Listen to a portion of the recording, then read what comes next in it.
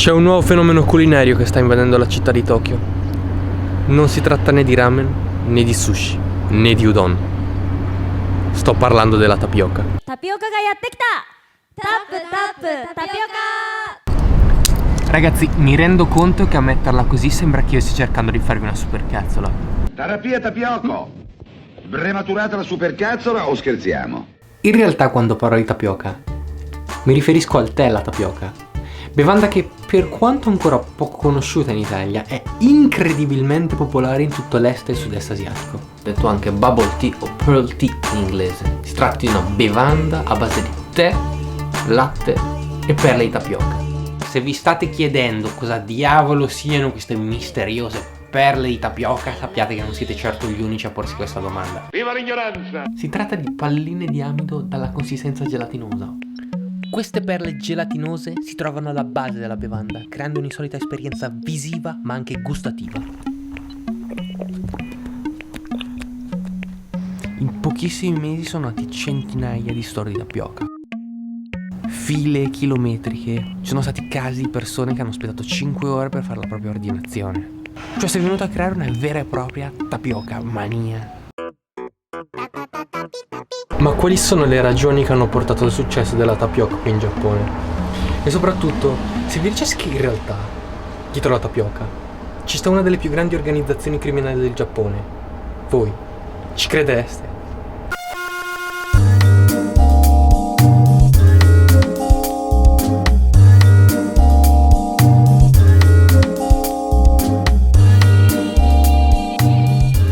So che può sembrare una grandissima minchiata, ma a me sembra che questa invasione di stand di tapioca che sta avvenendo in questo momento in Giappone ci permetta di capire molto dello stato di questo paese.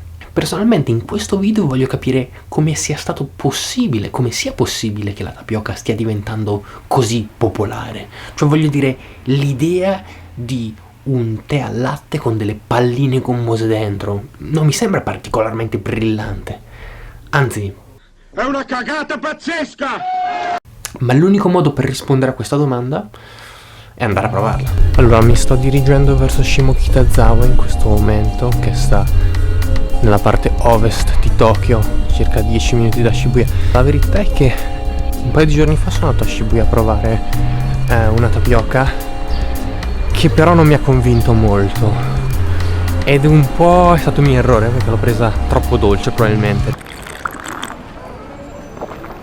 È così dolce che sto sentendo già l'inizio di un diabete in questo momento.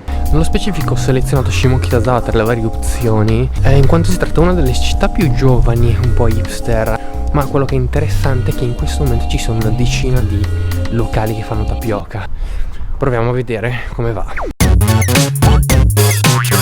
Questo posto qui è un po' un labirinto. È una zona fatta di strade piccole e sempre piene di gente. Ma siamo vicini, lo sento l'odore della tapioca. Potete vedere che c'è un po' di fila, ma non tantissimo. Hokkaido Gyunyu tapioca, cioè milk tea tapioca col latte dell'Hokkaido.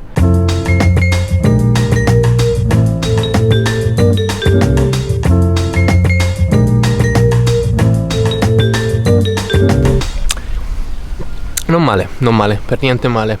Per i miei gusti è un po' dolce, nonostante abbia chiesto esplicitamente di avere la versione meno dolce.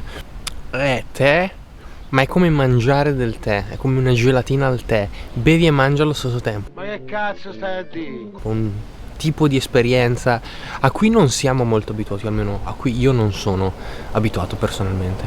Molto interessante.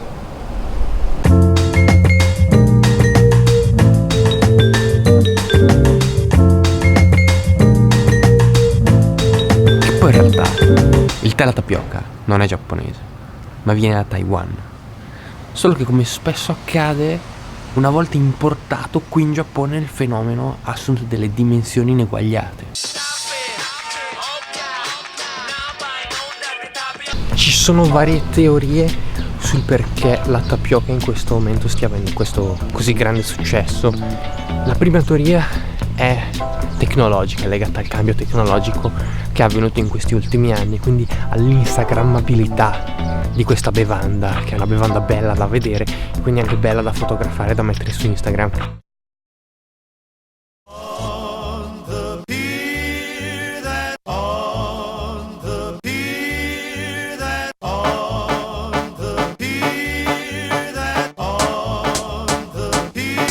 Tuttavia questa sola spiegazione legata al cambiamento tecnologico e allo sviluppo dei social network non pare essere abbastanza per spiegare come sia stato possibile l'enorme esplosione di questo nuovo mercato. Cioè, camminando a caso ho trovato la sede della Segafredo. Assurdo.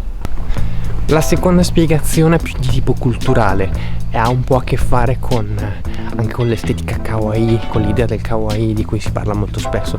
Il concetto di kawaii poi è stato studiato in vari modi, ci sono varie interpretazioni anche di questa idea stessa. Diciamo che alla base però sta un'enorme polarizzazione a livello di gender nella cultura consumistica giapponese, dove le ragazze e le donne tendono a consumare prodotti molto differenti rispetto agli uomini, prodotti quindi molto femminili, molto appunto cute, kawaii.